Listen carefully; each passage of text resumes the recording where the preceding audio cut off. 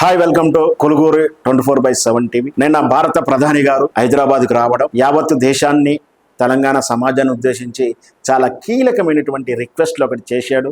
దాని మనందరికీ తెలిసిందే. మీరు ప్రయాణాలు తగ్గించుకోండి, మీరు రసాయన ఎరువులు తగ్గించుకోండి, వర్క్ ఫ్రమ్ హోమ్ చేయండి, ఇలా సూచనలు చేస్తూనే ఇంకోటి ప్రధానమైనటువంటి సూచన చేశాడు. అదేంటంటే, మీరు 1 సంవత్సరం వరకు బంగారాన్ని కొనుగోలు చేయాలనే కోరికను కట్టడి చేసుకోండి అని రిక్వెస్ట్ చేశాడు.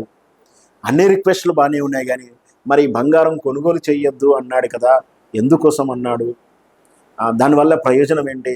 మరి రోజువారీ అవసరాల కోసం మనం బంగారం, రోజువారీ అవసరాలు అంటే మన సాంప్రదాయంలో పెళ్ళిళ్ళకు, బారసాలలకు, రకరకాల వేడుకల కోసమైన బంగారం తప్పని పరిస్థితుల్లో కొనుక్కోవాల్సి వస్తుంది. మరి ఇవి కొనుక్కోకూడదా?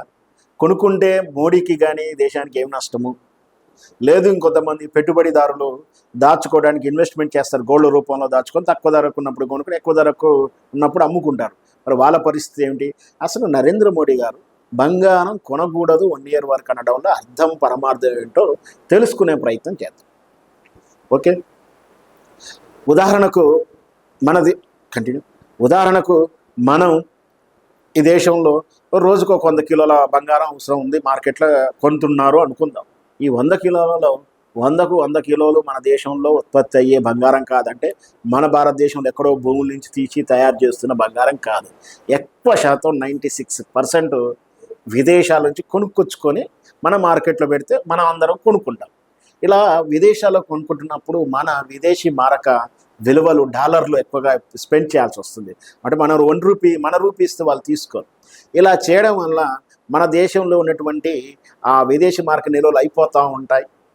ఇప్పుడు పశ్చిమాసియా దేశాల్లో నెలకొన్న యుద్ధ కారణంగా ఈ డాలర్ యొక్క అనిశ్చిత పరిస్థితులు, వీటన్నిటి వల్ల విదేశీ మార్క నిల్వలు ఎక్కువగా అవసరం ఉన్నాయి.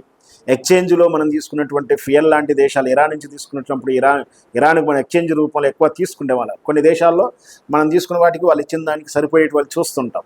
కానీ యుద్ధ వాతావరణంలో ఆ పరిస్థితులు కూడా లేవు. కాబట్టి మనకు డాలర్ రూపాయల ఖర్చు ఎక్కువైతూ ఉంటే రూపాయి విలువ పడిపోతూ ఉంటుంది. రూపాయి విలువ పడిపోవడం దేశ సమగ్రత మంచిది కాదు. బంగారం కొనుగోలు అనేది ఎక్కువగా డిమాండ్ చేయడం వల్ల, అంటే ఫ్యూయల్ ఉంది, ఇంధనం ఉంది, అది కూడా కొనాలి, కానీ అవి కొనకుండా ఉంటే ఆగేది కాదు. కంట్రోల్ చేయగలుగుతున్నాం. ప్రయాణాలు అందుకే తగ్గించుకోమన్నాడు, వంట విధానం మార్చుకోమన్నాడు, సాంప్రదాయ ఇంధన వనరులు అయినటువంటివో లేదా సోలార్ కరెంట్ ఛార్జీలు, కరెంటు వెహికల్స్ వాడమంటున్నారు. దానికి ప్రత్యామ్నాయం ఉంది, కానీ దీనికి లేదు కదా. కాబట్టి బంగారం కొనుక్కొని చేయాలన్న కోరికను కొంచెం కంట్రోల్ చేసుకోమని చెప్తున్నాడు. అంటే రోజువారీ పెళ్ళిళ్ళకు, బారసాలకు కొనుక్కోవడం ఆగలేదు. కాబట్టి 30 తులాలు 10 తులాలు కొనే బదులు 2-3 తులాలతో అడ్జస్ట్మెంట్ చేసుకోవడం అక్కడ ఒక పరమార్థం. రెండవది, ఇన్వెస్ట్మెంట్ చేస్తుంటారు. కొంత తక్కువ ధరలో కొనుక్కొని ఎక్కువ ధర ఉన్నప్పుడు బంగారం అమ్ముకుంటూ ఉంటారు. అట్లాంటి వారు ఫిజికల్గా బిస్కెట్ కొనుక్కొచ్చుకొని దాచుకుంటారు. అట్లాంటి వాళ్ళు అలా కాకుండా ప్రభుత్వం ఇచ్చేటటువంటి గోల్డ్ బాండ్లో కానీ, మ్యూచువల్ బాండ్లో కానీ పెట్టుబడి పెట్టి ఆ బంగారం వచ్చే లాభంలో ఎట్లయితే ఉందో ఆ ద్వారా ఇన్వెస్ట్మెంట్ చేసుకోవాలంటే అప్పుడు ఫిజికల్గా బంగారం కొనుక్కునేటువంటి డిమాండ్ తగ్గుతూ ఉంటుంది. సహజంగా చాలామంది ఏంటంటే బంగారం ధర పెరుగుతున్నాయగానే ఒక 2-3 బిస్కెట్లు కొనుక్కొని దాచుకుంటారు. మళ్ళీ మంచిగా బంగారం ధర పెరిగిన తర్వాత అమ్మేసుకుంటారు. జస్ట్ వాళ్ళు సైడ్ బిజినెస్ మాదిరిగా చేస్తుంటారు.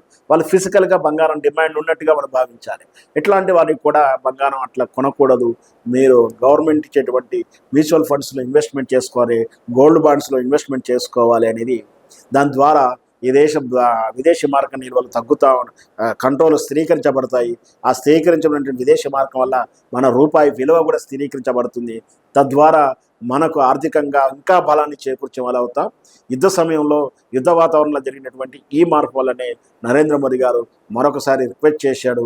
బంగారం మీద మీరు కొనుగోలు విషయంలో 1 year వరకు కొనకుండా ఉండగలిగిన నియమం పెట్టుకుంటే ఇంతో అంత కొనుక్కోవచ్చు. అంటే మనం సాధారణంగా అనుకుంటాం కదా, సాధారణంగా అసలు నియమం పెట్టుకుంటే కొంచెం కంట్రోల్ అవుతుందని.